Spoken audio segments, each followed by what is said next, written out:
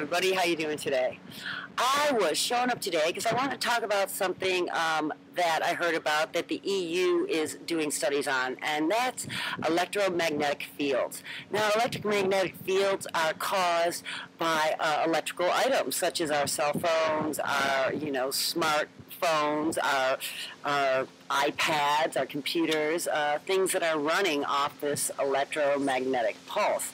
So what the EU has found that a lot of people are actually very sensitive to these electromagnetic fields, children in particular, and that they're finding it very necessary to actually set up EMF-free zones to protect people that are sensitive because it's that damaging to them as far as brain tumors is what it's causing.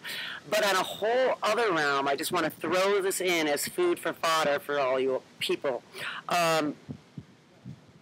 HAARP. A lot of people want to know just what's going on with HAARP. In fact, a bunch of people sent a letter to Congress to ask what's going on and is it related to the rings we're seeing and the weather that we're seeing going on in like Missouri and Alabama that's so violent. And the interesting thing about HAARP is it happens to be on the same frequency for something that they use for mind control when they were trying to work on getting into people's brains. Very low frequencies are very manipulative in that if you are bombarded with a low frequency and you're not aware of it. In fact, this is what I won my scholarship for to the rainforest. I had written a movie where they did away with most of humanity by hiding a low frequency behind a pop star, a Latino pop star that they pushed out all over the country and made famous. But underneath his music was this low frequency.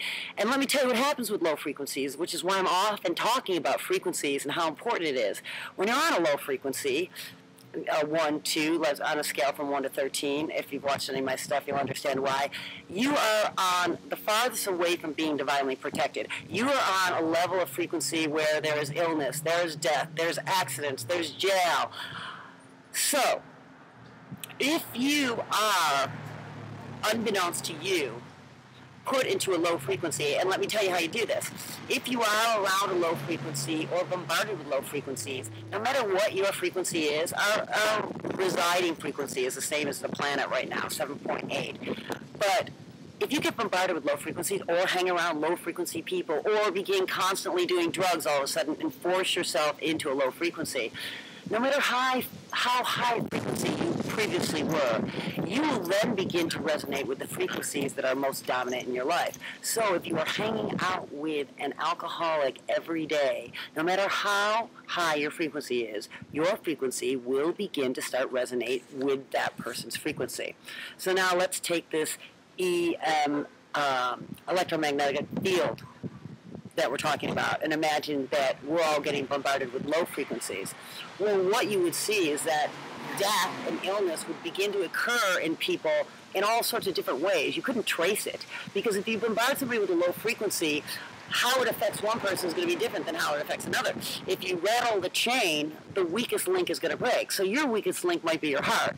Your friend's weakest link might be their liver. Maybe it'll turn up as cancer. Maybe they'll have an accident. But if you're getting bombarded with low frequencies, you're in danger.